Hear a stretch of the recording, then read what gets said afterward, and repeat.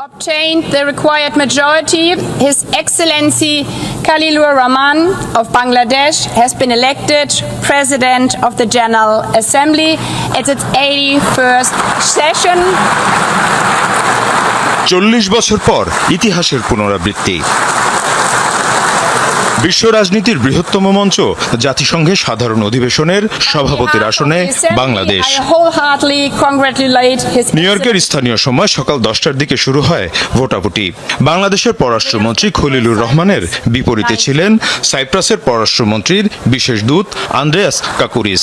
ভোটাভুটি শেষে ফল ঘোষণায় উঠে আসে বাংলাদেশের অভূতপূর্ব জয়।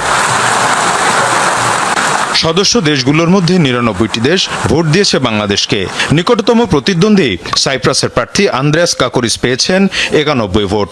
আগামী 1 বছর জাতিসংঘের সাধারণ পরিষদের সভাপতির দায়িত্ব পালন করবেন খলিলুর রহমান। এ সময় জাতিসংঘের সদস্য দেশগুলোর প্রতিনিধিরা অভিনন্দন জানান বিজয়ী বাংলাদেশের প্রার্থীকে।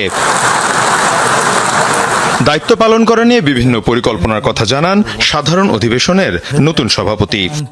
As I mentioned during the interactive debate, working with all of you, I envision addressing these challenges along 6 pillars of action. First, in advancing the organization's work on peace and security, I will draw inspiration from the work of more than 200,000 peacekeepers from Bangladesh who have contributed actively to international peace and security across the globe, from Cyprus to Sudan.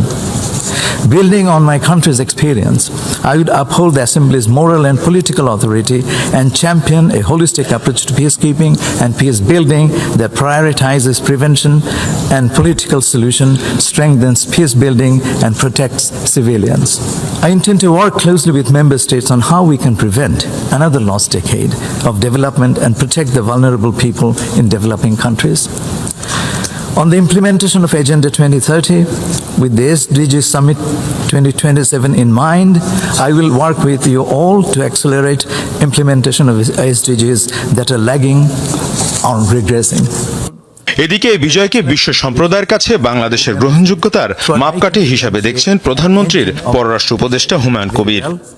বিরাট সফলতা, global সফলতা, ভিজিবিলিটির সফলতা এবং বাংলাদেশের প্রতি ওয়ার্ল্ডের স্বীকৃতি। বাংলাদেশ এমন একটা গ্লোবাল ইনফ্লুয়েন্স রাখবে। We confidently stood our candidature এবং the position of President of the General Assembly এবং কন্টেস্ট করে আমরা জিতছি।